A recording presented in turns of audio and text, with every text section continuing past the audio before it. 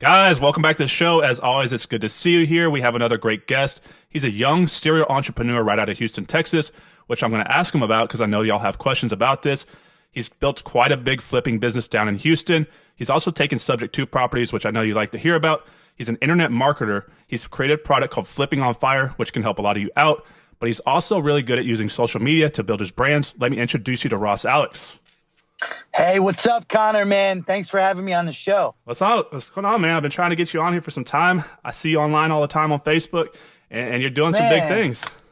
Man, I know we chatted back and forth, and I guess you were doing some traveling, and, our schedules just conflicted, man, but it's a pleasure to be here. I'm really excited. Yeah, man, when you get two people working hard, it's hard to connect, right? So I really like your story. I think you can inspire a lot of young guys right now. So go ahead and kind of tell people how you kind of gravitated into real estate, because it's not really a traditional path for most people, but you jumped in, you're killing it, you're flipping a bunch of houses, which we'll talk about. But how did you get into real estate in the first place?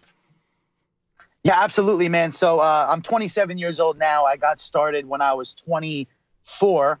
So I've been in the game for 3 years. I'm currently in Houston now. That's where I operate my flipping business, my real estate business. But I'm originally from right outside of New York City in a county called Rockland County, New York. Very small county, small town. And I knew my entire life that I wanted to be super successful. I knew I wanted to make the big money. And I've always loved luxury. I always knew what existed out there. I just didn't know how to get it. I didn't know what it was going to be for me. So I pretty much, got my feet wet in many different ventures that all ended up going nowhere because I never followed through, right? You got to follow through in order to win. So I never followed through. And was going to high school, of course, barely graduated high school. I mean, I remember there were times where I had to take 3 gym classes a day because I never changed for gym. They wouldn't let me graduate. So, I work in odd jobs. I've worked at McDonald's. I've stacked pallets. I've worked in restaurants. All right, guys, we just lost connection here, but he's back. He's back. He's telling us how he got started in real estate because he's flipping a ton of houses in Houston. I know a lot of you young guys want to do what he's doing. So go on and continue on, and we'll get back into this. Yeah, absolutely. So I was going through high school at the time. I finally graduated, and I did what I was conditioned my entire life to do, which was attend college, right? Attend college. You got to go to college. You got to get a good job, and you got to work for the next 40 years of your life. That idea sounded absolutely terrible to me, but I didn't know what else to do, right? So I did it. I'm attending college, wasn't happy. I ended up dropping out. I remember I used to drive all the way to community college, sleep in my car just so my mom wouldn't get mad at me for not going to school. I would just sleep in my car and then act like I went to class. But I mean, yeah, I was just doing what I was conditioned to do, and I wasn't happy. I knew that I wanted more. I knew I wanted to do more. So I ended up dropping out, working some jobs, and then enrolling back into college because I started getting a lot of anxiety. All right. I'm seeing all my friends now. They're graduating. They're getting careers making $50K at the time. And I'm freaking out. Here I am making $500 a week, bartending and serving tables. So I enrolled back into community college. And there was a very pivotal day for me, Connor. I'm sitting in class one day, absolutely miserable. And I take out my phone. I start texting my uncle. And I say, look, what I'm doing right now is not working. I need a better way. And he says, Ross, learning about the Mona Lisa is great, but it's not going to make you $1 million. And when he said that, I got this burst of energy. I literally stormed out of class. Professor almost lost his mind because it was a small class. And I never looked back. That was my last day, man. So I ended up getting kind of like a free ride. I borrowed some money to go to this conference in Las Vegas. It was supposedly like a life-changing conference where you're going to learn how to make money, how to build business, how to become an entrepreneur. And I've never been to a conference before in my life. So here I am thinking I'm going to go live the high life in Las Vegas. It was everything opposite of that. It was actually off the strip. I saw the strip in the distance, and I'm like, I thought I was going to be, living at the Bellagio for the next couple of days. But anyways, I went to this conference, and it completely changed everything for me. For the first time in my life, I'm in a room with 300 other super hungry, super motivated entrepreneurs that wanted more. And that seminar changed something. It gave me the confidence and gave me the plan and pretty much clarified so many things for me to go out there and start, reaching for higher goals and achieving more. So I ended up going back to New York after that conference. I packed up one bag. I put it in my head. I said, you know what? I'm going to go to Houston. I'm going to start a real estate business. I'm going to go make millions of dollars. And if it doesn't work out, at least I went out and I tried, right? So I go back. Yeah. I pack up this bag, Connor. I have the bag still. I fly on a one-way ticket to Houston, and I thought I was going to make millions of dollars in my first week. It was everything. It was everything opposite of that again. But what I did was I started aligning myself with the right people. I had this completely different mindset now. I started going to local RIAs and networking events, and I put together this whole plan, and I got all these whiteboards, and I just started, pretty much mapping it out, right? I sought counsel from the right people that were getting the results that I wanted, and I started doing it, man. And here I am 3 years later, or 2.5 years later, I should say, because I was still working at the time. I was bartending, and obviously I had to pay the bills. So I was I was learning part-time, going to these RIAs. I was still bartending. Yep. So a lot of people ask me, can you, I work a job, can I still flip houses? You absolutely can. You absolutely can. It's 24 hours in a day, right? It's how are you using your time? So I remember when I was bartending, I would be like negotiating with a seller, running to the bathroom and then going to serve drinks. But I had it in my head that I wanted to quit my bartending job and go full time within my first 6 months. And that was like my target, right? And Grant Cardone, who we just talked about off the call, we both follow Grant Cardone. He always says, never reduce the target, always increase the activity, right? So I was doing things in order to achieve that goal. So I did just that. One of my mentors, he says, either you're all in or you're all out. Yep. So I knew that I had to go all in as fast as possible, man. Well, I mean, and yeah, I mean, I really like your story. I think it's an inspiration. You touched on a number of different things, guys. There's a lot of you listening to this that may have struggled in school, and it's not that you couldn't get good grades. It's that you're an entrepreneur. You're ADD. It's boring for you. It's not fulfilling you. So you don't want to be there. You're made for something better, and you're not made to be an employee, right? You're made to go out there and do something big with your life. And then you got to take a risk. He just packed his bag and flew off, but he said something very important that I think is, go give it your all, and if all fails, go back to what you had before. But I'd rather go out there and fail instead of live the rest of my life basically wondering what if I had tried? What if I had gone out there and gave it my all? You don't want to live with what if, guys, right? So right now you're doing a bunch of rehabs down there. You're doing some subject to deals.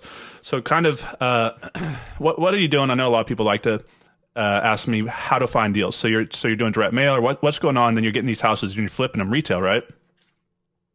Yeah. So there's many different strategies. Like I like to tell new and aspiring real estate entrepreneurs, focus on your stack, right? There's many different ways to go out and get deals. Some work better than others. So of course you have direct mail. That's going to be the number one method for me. And I believe it's just the number one method in general to go out and get deals. And I don't think that direct mail is going anywhere anytime soon. You also have your print marketing where you put door hangers on doors. We do a little bit of that, getting out in the field, driving around for dollars and things of that nature. But another way that really works well for me when it comes to getting deals is brokers. I do buy a lot of HUD deals. Believe it or not, you can make money on MLS. So yeah, I mean, I have brokers send me these HUD deals all the time, and they pretty much handle everything, and I just show up to closing and buy the deal. I mean, it really just depends on what market you're in, depending on the price point and kind of what's going on there. Some areas you can get a lot of deals off the MLS. Some areas of the country, it's almost impossible. Yeah. So you're flipping these houses, but you want to build up cash flow, right? So you've been able to figure out a strategy we call subject to, which is what a lot of people like to hear about because, they say this is how you get a free house. So can you kind of go over what you're doing with those and then you're wrapping these to build your portfolio? Yeah, absolutely. So first off, I'd like to say that cash flow really is king, right? And in order to build wealth, you got to have cash flow, large chunks of cash. They just don't last. They don't, right? You need to have that monthly residual coming in. And I realized that very early on. So I'm like, okay, I got to start getting cash flow. Warren Buffett once said, if you don't find a way to make money in your sleep, you'll work until the day you die. So that's good. Pre-foreclosures, right? Pre-foreclosures and loan modifications. These make potentially great subject to deals. So we market towards those lists every single month. And these are homeowners that need a solution. So they need to get out of their mortgage payment because the bank is going to come foreclose. Every situation is different. So pretty much I come in, I'll structure the deal. I'll look at all the numbers. I'll do the due diligence. I'll see what their principal, interest, tax, and insurance is. I'll see what I can rent the property for and or what I can owner finance the property for. Look at the arrears and, pretty much everything. I'll come in, I'll take over their payments. I'll do my best to create a win-win so they don't feel like they're walking away with nothing if the deal allows me to. And that's it. I'll service the debt. Their credit score is not going to take a beating. They're not going to have a foreclosure on their record. And I'll buy the deed, right? So I become the owner. And then I can tenant occupy the property and cash flow it. Or I can owner finance it and cash flow on the note. Okay, so you're primarily flipping houses, taking houses subject to, and doing direct mail to get them. So for a lot of you listening right now, a lot of people fail at direct mail because they're not consistent with it, and they don't understand persistency, right? Because it's scary. They drop $3,000 on a mail campaign, and all of a sudden it doesn't work out, and they don't want to pull the trigger again. What is your response rate? I usually like to ask this question so people can get a good idea from someone who's actually doing this. How many mailers a month do you think you send out, and kind of what's your response rate? Right. So first off, the way I tell people when it comes to direct mail, it's a crapshoot. At the end of the day, it's a crapshoot, and my results are not necessarily going to be your results, right? Or anybody's results. Connor, I've sent out 100 letters a few years ago, and I got one deal and made $10,000 off of 100 letters, right? And I've sent out 5,000 letters and barely got a phone call. So it's the luck of the draw, essentially. I'd say it's hard to call it, obviously depending on what market you're in and what your marketing actually looks like. But if I send out, let's say 1,000 letters, I should get at least 10 to 15 calls, at least, right? Sometimes a little more, sometimes not so much. So currently we do a few thousand a month on a consistent basis. Direct mail is all about consistency, just like you said. You got to stay consistent because a lot of times your sellers, they're going to hold on to your mail and then call you 3 or 4 months down the line and say, hey, a couple months ago, you sent me something. I didn't want to sell then, but I want to sell now. Yeah. So it's really important to stay consistent and only market to fresh data, right? Fresh data is important. Which I think this is a good point to bring up right now. So you've aligned with Real Acquisitions, from what I understand, right, and people can purchase this and get these lists, right? So I believe y'all have tax delinquent lists. Like, let's go through there and talk about it. And what lists are you targeting, and what can they get inside your Real Acquisitions? Yeah. So I did partner with Real Acquisitions. It's just a local software company here in Houston. We're a data company. We give probate lists, pre-foreclosures, tax delinquencies, high equity properties, over 65 exemptions, divorces, evictions, pretty much any type of distress that's out there. We have, and it distributes to all of the members. So it's not like you just download a list. You're accessing a database, and it's on an unlimited basis for a membership fee. I love probates, I love pre-foreclosures, and I love divorces. So those are the main lists. Yeah, those are the main lists that I target. Divorces, you kind of have to go a little ninja and actually look through the decree and find out who the gatekeeper is. And there's a lot of, you got to follow up. Because what happens, guys, is with a lot of our divorce leads we get like 6 months later. I didn't mean to cut you off, but this is important to understand for new investors. Because what's happening behind the scenes is we're marketing to life events, right? We're not really marketing to motivated sellers. So these individuals have real lives. They're real human beings. And a lot of times one individual wants to get divorced, the other one not so much. And so they may be fighting it or whatever. They may decide they're going to break up. They go out there, they figure out how expensive it is for a divorce, how big a headache it is. Then they say, let's work it out. And they try to get back together. And they go back and forth. And eventually down the road, it's just finally too much. And then finally it goes over the edge. So if you're following up on these, a lot of times we get these leads 6 months down the road. But you have to stay on them. Otherwise, 6 months down the road, if you're not, they're going to contact someone else. But exactly. Yeah. Yep. So you're getting a lot of these lists. Are you cross-referencing them to get multiple levels of variables deep, where you're overlapping your divorce list on your pre-foreclosure list, or are you just mailing blanket mailers to the list individually? Yeah, that's a great question. So our software actually does the cross-referencing for you. Okay. So you'll know ahead of time if a property's in divorce and also tax delinquent and so on and so forth. So I really believe that gives you the competitive advantage in your negotiation. Yep. It's huge. So yeah, that does it for us. But if you're not in the market areas that we service, I would highly recommend cross-referencing data. You want to have as much ammunition as possible, right? When you show up to an appointment or no, it allows you to craft out your marketing campaigns, and adjust them to the situations that are happening. So, yeah, definitely. Is like the mailers done internally there that it can track, like say you got, X amount of people in the program. Can you see how many times other people within the system mailed those same leads? So, to mail different ones, or that's pretty complicated, but I don't know if it goes that in depth. Yeah. So the software doesn't tell you how many times an address has been mailed, but the software does do the mail for you. Okay. So letters, postcards, it mail merges it. You can hit a few buttons and print out your mail or have us do it for you. But any kind of tracking, would have to be done by you, and you can use your CRM to do so, to see who you mailed and who you didn't mail. So guys, you hear it all the time. People are like, direct mail's dead. It's not really dead. It's just that it's low converting. You just have to keep going on it. But a lot of high-level entrepreneurs are still really growing big businesses using direct mail. Now, what's next for you, buddy? Are you going into building apartments, or are you just going to continue on flipping? What is kind of your vision as far as going over the next 5-10 years? Because I know you probably are already thinking out that long term. Yeah, absolutely. Actually, Connor, would you mind if I just touch on something you just said about direct mail? Yeah, go for it.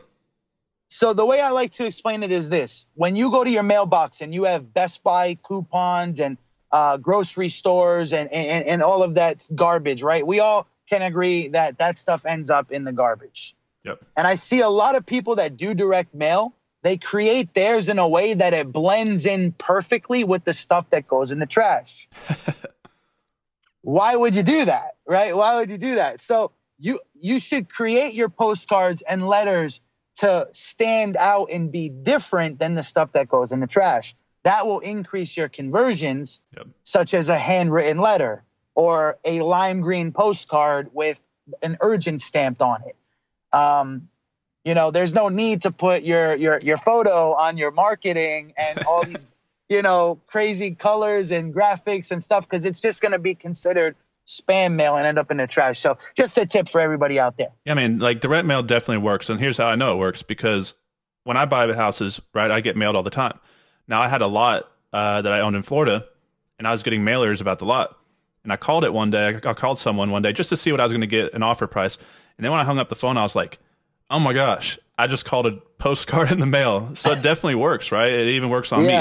It just, it's all about timing and just, being there at the right time. But if you're mailing someone once and Ross is mailing 5 times and they see his mailer more and more, they're going to just be more naturally inclined to go towards that individual. And so I see all sorts of different mailer pieces, guys. Once you get them, put those people on your buyers list. Also, look what they're doing, because you can get good ideas of what people are doing in your market. And if it stands out to you, it's going to stand out to the seller, right? That's all I can say about that. 100%. Yeah, 100%. You got guys that spend, and ladies that spend 30 to 50K a month on direct mail marketing, sometimes even more. So don't let direct mail be your only source of lead flow, right? You got to do whatever it takes. You got to use guerrilla marketing tactics in order to get the deal. So, but yeah. Yeah, it's good advice. Now, not only do you need more than one type of lead generation, y'all need more than one type of income stream. Now, if you followed us for quite some time, guys, I'm a big believer in MSI, multiple streams of income, which Ross is doing right now, right? So he went out there, became successful in real estate, saw some opportunities, seized the moment, took advantage of them, and now he's created a product for himself. He's an internet marketer, and he's created Flipping on Fire, right? So let's go ahead and talk about that a Yes. little bit, because I think it's important that if you're learning the business, that you go out there and get information from as many people as possible. But also, once you're in the business or as an entrepreneur, you need to create multiple streams of income, because if your only stream of income disappears overnight, you're out of luck, right? Yeah, absolutely. So I realized that the world we live in today is changing, and it's changing very fast, right? Consumers are buying differently than they used to in the past, right? The internet is exploding on levels that are just absolutely insane. And the power of social media and the ability to build up your brand on there and create different training programs and pretty much just sell, right? E-commerce online is something that I got super intrigued with and started doing. So I created a program. It's called Flipping on Fire, and it's pretty much the whole shebang. There's nothing after it except for personal one-on-one coaching. It's not one of those programs where you have to go through different levels and different tiers. The traveling guru in a bus. No, that's not what this is. This is like the whole shebang on flipping, wholesaling, fix and flips, rentals, subject twos, owner financing. And it's like my baby, man. I worked so hard on this thing. But yeah, man, it's a 25-hour system. You can get it at fliponfire.com if you're interested. I got a ton of free content on there as well. And I've been able to distribute that to a lot of new people nationwide using the power of social media. So it's really awesome. Yeah, so let's talk about social media here, because guys, right now, I mean, this is a podcast, but basically I consider podcasting in the same arena as social media as well, because that's how I found you, right? You wouldn't even be here right now if you weren't building your brand online. So social media is extremely powerful, and I'll give you my reason why here in a second. But let's talk about what you're doing. What's the best for you guys? Because there's a lot of people, it scares them, right? They hear Facebook, YouTube, Instagram, Snapchat, Twitter, and their head explodes, especially the older individuals getting into the business. What's been working for you? And I know you're really active on Facebook. So what can you kind of give as far as advice for someone who's brand new, thinking about using social media to grow their brand? Yeah, absolutely. So the personal brand, you and I both know, Connor, super important. And it's also vital to your real estate business in many ways. For example, I raised the majority of my private money for deals, for these real estate deals, on social media using Facebook, right? I mean, I can put out one post, say, hey, I got a deal. I'm looking for some funding. Who wants to partner? And have the money within 10 minutes. And I think a lot of people don't realize that, right? And they're still fixated on having to do it the old school way, which still works, but social is a lot more powerful. I mean, you can have a luncheon, or you can run on Facebook. Exactly. Yeah. Exactly. And Facebook for me, that's my go-to platform. I also really love Instagram, but they're pretty much like the same company, or they are the same company. Start delivering content. I truly believe that if you bring value to the marketplace, you're going to get paid for it. And once you start delivering that value in the form of content, whether it's a blog, whether it's a quick tip video, whether it's a podcast, I'm sure you've made a lot of connections on this podcast right here that helped you in your business, right? Yep. Start providing value, build up that audience, start interacting with people, focus on real authentic relationships. And your business is going to explode no matter what you do, whether you want to be an affiliate marketer, whether you want to do more real estate deals, whether you want to create your own info products. I mean, a lot of the deals I buy, Connor, when we talked earlier about how I even find deals, I buy deals from wholesalers. Guys, so Ross's phone just fried up in the window of his car right now. So we're back now, but he's talking about how social media has impacted his business, and he's talking about how it actually brings him deals, because a lot of people don't realize why a lot of people are putting so much time and energy into social media. But he's continuing on. Let's go on and talk about why it's beneficial. And you were talking about how it's bringing you deals as one of your marketing strategies. Yeah, absolutely. So Connor, there's billions of users on these social platforms, right? Between Instagram, Facebook, Twitter, LinkedIn. I mean, if you build your personal brand, which everybody, for all the listeners out there, everybody should be focused on building their personal brand right now and posting what you do. Think of it like your resume, right? Facebook is not just about viral fight videos and nonsense. I mean, you want to keep a very business professional atmosphere, provide real content, have it be your resume. Post up a photo, hey, I'm here looking at this deal today. Hey, I'm buying this out. Post exactly what it is that you're doing, because I promise you right now, there's people that know you that don't even know that you're interested in real estate, that you're even in the real estate business, right? So then people will start to engage with you and say, wow, I didn't even know you were flipping houses. I want to be a part of it. I actually have a 401k or an IRA. How can I join you? How can I do this with you? So, I mean, social media is the best way to plug in directly to masses of people, share what you're doing, raise private money, get deals. Whether you're running ads or you're just posting on your wall, this is something that everybody needs to pay attention to. And it's just getting started. Yeah, it's very early on. It's very early on. So here's what you're doing good, that I like what you're doing. So people aren't going to lend you money if they don't know what you're doing. So he's really active about putting his rehab projects and photos of what he's doing online, his before, his during, and after photos, which is very important because it's building instant credibility, right?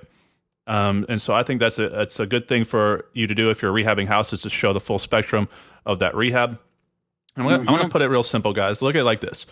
We used to have the radio, and then what came along? The television, and it destroyed the radio. And then came the computer, and now we have the iPhone, and now we have social media, right? This is the biggest change in the history of mankind.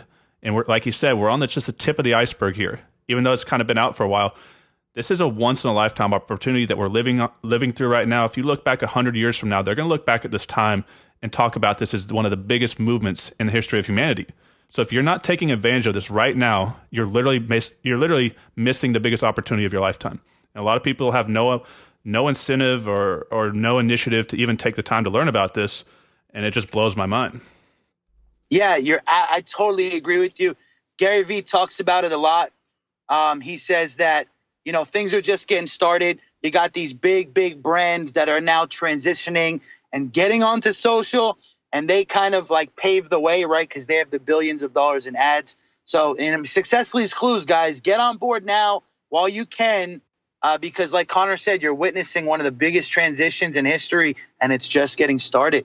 I mean, right? The internet's not even that old. It's really not. I mean, I was in like 6th or 7th grade when they brought us in the room and they're like teaching us how to use the internet, and they're like, type in www. Guys, it's still new. And I mean, look how powerful this is, right? So I'm in my office. He's in his car on a cell phone. You can literally create a personal brand. You can create a free YouTube account, take a camera out, speak some words into it, and enough people align with those words that you're saying, and you can create a following.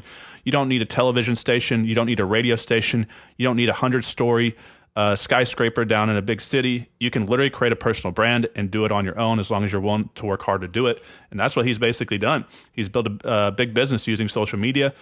He's built multiple businesses, and he's going to continue on being successful. You don't want to look back 10 years from now and say, I missed the ship. Yeah. And, for all the listeners out there, it's fun too. You're out in the field, you're touring deals, you're witnessing a huge transformation at one of your flips. And, it's just like you want to share it with people and put it out there, share with people what you're doing. And then enough people get excited about what you're doing. And maybe it inspires them to want to do it too. Or maybe they want to partner with you, or maybe they have a deal for you. And the opportunity is absolutely endless. There's so much opportunity online. It's crazy. Yep.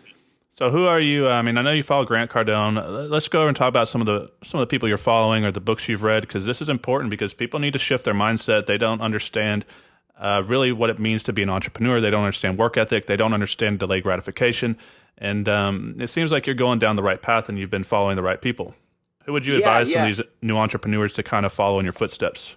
Yeah, absolutely. So definitely when it comes to business and entrepreneurship, Grant Cardone, Gary Vaynerchuk, MJ DeMarco. I love his books. For anybody who's ever read Millionaire Fastlane, you know what I'm talking about. If you haven't, get that one. Connor, have you read that book? I haven't read it. I'm going to get it, though. Millionaire Fastlane, genius book. He also just authored a new one. I think it's called Unscripted. Tai Lopez, when it comes to the social side, he's the perfect example of somebody who's just dominating in the space. Yep. let's see. You ever watch like Valuetainment? Patrick Bet David. Yeah, Patrick Bet David. I'm tuned into his content. You know, there's so many inspiring entrepreneurs out there. Your Elon Musk, right? I mean, just anybody who is absolutely dominating and just killing it and setting the example. I'll tune into their content and see what they have to say, and hit that follow button, hit that subscribe button. But I mean, it's just like it's content overload, right? There's just so much out there. And then of course your financial classics like Rich Dad Poor Dad, Robert Kiyosaki. You got Think and Grow Rich, The Richest Man in Babylon. Yep. I mean, those are the classics. Every entrepreneur needs to start there. Which is good to keep bringing up. I mean, people are always like, well, it's kind of, I don't want to say it because it's cliche, but I think we are all inspired by these books. If you hear the same people saying, this is how I started, maybe go read that book. Like if you hear 10 different people bring up the same name or the same book or the same resource, there's a reason behind that, right? Go get the book and read the damn thing. Change your life, right? Because Rich Dad Poor Dad was something I read as well that a lot of people I know have read. Same thing with Think and Grow Rich, but that was what really stuck it to me that said, look, you need to buy capital assets. You need to create cash flow. The old way of doing things. I mean, there's so much information online talking about how to build a real business, how to create passive income. You got to work while you sleep, right? And that's the way you can do it, or with virtual assistants. You can absolutely, run, man. You can run a 24-hour business.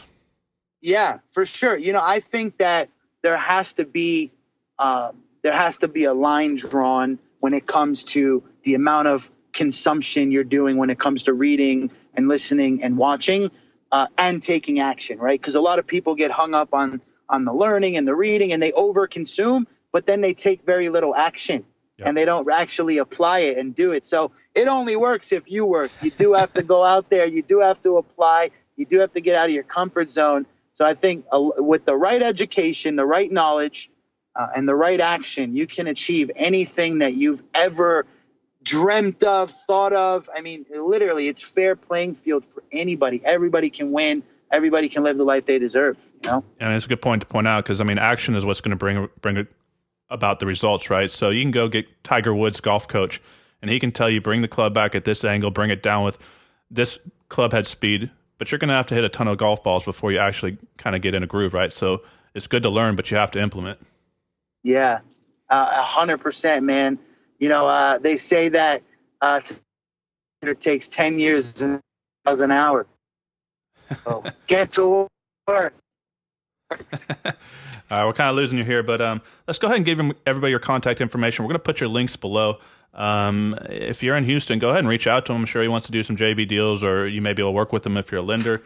Go ahead and give him how they can reach you and what your social media is. We're back again. Hey, man, I'm sorry, dude. That's all good. Man, I feel so bad, man. I'm sorry, dude. I hope I'm not ruining your show, man. Oh, no, dude. It's going to be all right. We'll just splice it. All right, guys, we're back again. He's going to give you a way to contact him, right? So he's got his products. If you need help on social media, you want to partner with him, you want to lend money to him, he's got a lot of ways to work with him. He's out of Houston, which also is another thing right now. Go ahead and give your contact information. We'll quickly touch on Houston because I've had a lot of questions come about this lately. But yeah, if you want to reach him, he's all over social media. Tell him how to get a hold of you. Absolutely. For everybody out there listening right now, I'd love to connect with you on Facebook. You can find me, Ross Alex. I should pop up right away. Ross Alex Flips on Instagram. Inbox me, direct message me. I'll send you my email. Let's connect. Let's talk. Let's chop it up and let's build. Let's make some money. Yeah. So guys, the last thing while we got him here, he's in the Houston market. A lot of questions are coming in. We're here in Dallas, and everybody asks me all the time. So what's the state of the market down there? How bad y'all actually get hit? Is there opportunity for an investor? So everything that you've seen on the news is absolutely true. Houston absolutely got rocked. I mean, I've never seen anything like this in my life. So even a month and a half to 2 months after the storm, still homes are completely destroyed, mounds of trash outside. It's heartbreaking to see. But there is a lot of opportunity, right? There is a ton of opportunity right now. A lot of people do need solutions. That's what real estate entrepreneurs do.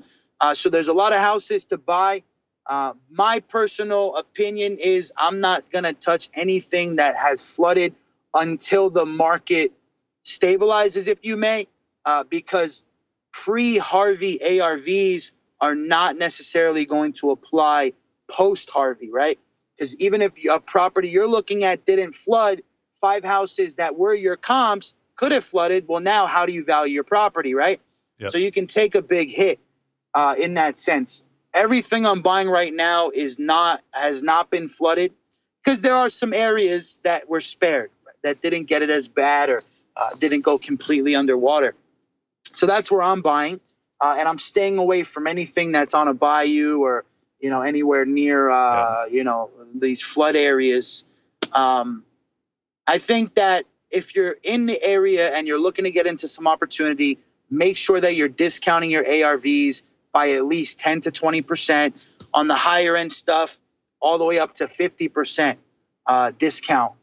Even if you're getting a smoking deal, I'd proceed with caution, because we just don't know. It's still too fresh. We don't know exactly what's going to happen and what's going to pan out over the next couple of months. Yep. I'm a bottom market flipper, so I do anything from 250 and down. I think that the market's still holding super strong. $140,000 house, $150,000 house at these ARVs, I don't see the values going down, a ton, if at all. Yep. If at all, right? But I mean, it's still so fresh. I just proceed with caution. If you're a buy and hold investor, you can get some great deals right now. Put in the work, remediate what needs to be done, and then hold on to the properties until the market, kind of stabilizes again. Yeah, I think it's good advice to stay in that price point. Right now, we've done a lot of high-end rehabs over the past few years, and this is the first time in about 5 years here in DFW that I've seen price reductions in that 350K and up price range, right? Still under 250, still flying off the market. Multiple offers the first day on the market, but we are seeing a slowdown. I don't know if y'all seeing that in Houston. I mean, it may be hard to tell because y'all did just have, Harvey come in, but we're seeing it quite a bit here in DFW. Some of the higher end rehabbers are having houses sit for the first time. I had one didn't even have a showing for 18 days, and this house was sick. Like, I would have moved in a heartbeat. I thought I was going to have to move into it. 18 days, not one showing. Not one showing. And there's holy cow, not like 9 houses in the subdivision, all price reduced for the first time I've ever seen that happen. Because I'm post, just like you, I'm post crash, right? So I didn't live through the first crash. This is the first time, so we're just trying to stay under 250 really too. Because if you're in that 100 to 175K price range, guys, especially in that like 140, 150, someone who came out of college that has a single job making 45, 50 grand a year, they can get qualified for a loan. Or if you have a dual income family where they're working for, minimum wage, say they're both working $9 to $10 an hour, they can qualify to get that loan. So it's just a safe price point that if you have to get out of it, you can. But if you're in a higher price point market, you may be negative $1,000 a month cash flow if you have to finance out, and you got $6,000 a month in carrying costs. You're going to take it on the chin. It's going to hurt. Yeah, absolutely. At the bottom of the market, these deals, they're three to 4 months in and out. You don't need to raise as much money to bring to actually fund a deal. You can be zero out of pocket, and a worst case scenario, you need to rent the property out for a few months, or maybe even owner finance the property, or fire sale it. I feel like there's a lot more options, exit strategies per se, than being in a deal for $500,000. But hey, the niche will make you rich, right? I know a lot of higher end flippers that clean house. And I know a lot of bottom market flippers that clean house. It's just the amount of risk that you're willing to take and the amount of experience that you have. Right now in Houston, because so many properties were flooded and people were forced to live in hotels and apartment complexes, units are very scarce right now. And the properties that didn't flood just became a huge commodity on market, because now those properties are going under contract and selling really fast, right? Yep. So I think things will work out, man. Just like Dallas, Houston is a super strong market. From what I hear, the DFW area is strong. It's interesting that you just gave me that perspective on one of your deals. It's still strong here. And to be honest, I'm a little optimistic. I don't know how big the area was down there in Houston, but there's a lot of thought process up here that there's going to be a lot of displacement from some of these people from Houston talking about pushing up, moving into Dallas. A lot of them are scared. Do they really want to wait for their house to everything to dry out and rebuild and start over there? Are they scared that that area is going to get hit again in the future? I don't know. Like, what's the mindset down there? Are people scared to move back into those areas? What do you feel? Yeah, there's an area called, well, Harvey was the worst flood that Houston has seen, ever. However, for the past 3 years, we've been flooded. We had the Memorial Day flood, the Tax Day flood, and then Harvey. So some of these areas got nailed 3 times in 3 years, right? Every year. So there's an area called Meyerland, middle market, $500,000, $600,000, $700,000 houses. And these houses just got destroyed, and they were rebuilding after last year's flood, and now they just got destroyed again. So I think that in certain areas, they're just going to, wisen up and say, look, we can't keep doing this, every year or every few years, whether we raise the house up or not. I mean, these are very flood prone areas. And I think that a lot of things are going to change, from those areas that got nailed. They can be results oriented as well. Like, it could be a one-time, what they call them, like 1,000-year floods or whatever. But because it happened once, it's so impactful and so emotional, in the back of their mind, they're like, this could happen again and again, even though it's highly unlikely that's going to happen again. But that's could motivate them to move out of there. And if Houston doesn't have enough units to absorb the transfer of these individuals out of those areas directly in Houston, they're going to have to move to San Antonio. Austin, Dallas would be the most likely places they're going to move. But they could move anywhere, right? Yeah, no, absolutely. I mean, Houston as a city alone, it's still exploding with growth. I mean, there's multiple billions of dollars right now in new developments in and around the city. So I think the economy here will stay strong. I think that things will improve. I think it's going to take time, 6 months to a year, before we really see, what is going to unfold. Are foreclosures going to skyrocket? Who knows? Who knows what's going to happen, right? People are still waiting to get paid from insurance companies, and it's just.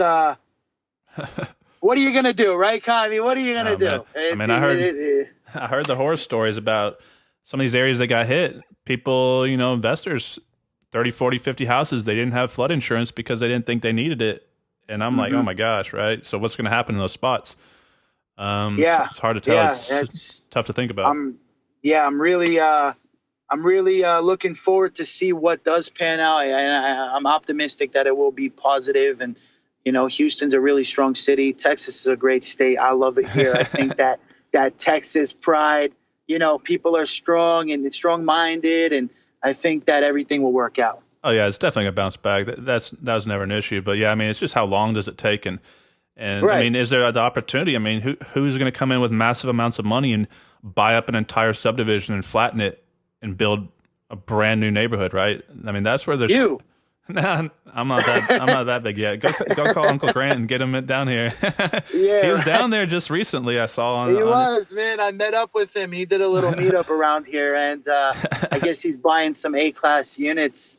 I said, get the heck out of the city. We don't want. You're taking the deals, man. Come on. All right, guys. So if you're in Texas, check out Real Acquisitions. It's a great way to get lead flow. If you're around the country, check out Flipping on Fire. Ross, I appreciate you coming on, guys. And we had a little hiccup with the phone. It literally burnt down in the sun on the window shield. But that's what you got to deal with, right? So we'll do the best to get this spliced together. Life of an entrepreneur in the car, man. On the go, touring deals. And it's just a pleasure to be here on the show. I couldn't miss it, man. So thanks so much for having me. And I look forward to connecting with all the listeners. Yeah, man, I appreciate you coming on. You're an inspiration to a lot of these young entrepreneurs. And guys, check me out on Facebook, all social media. Make sure you subscribe, share his stuff around. Help him get it out there. And guys, if you're in Houston, reach out to him. You may be able to partner on a deal with him, right? Joint venturing is a great way to start in the business. And you need a helping hand. Otherwise, you're going to kind of take it on the chin on their first few deals, which is a lot of people don't realize that it can be risky if you don't know what you're doing. So, absolutely. All right, buddy. Appreciate it. Guys, I'll see you on the next episode. Talk to you soon. Thanks. All right, thanks, Ross.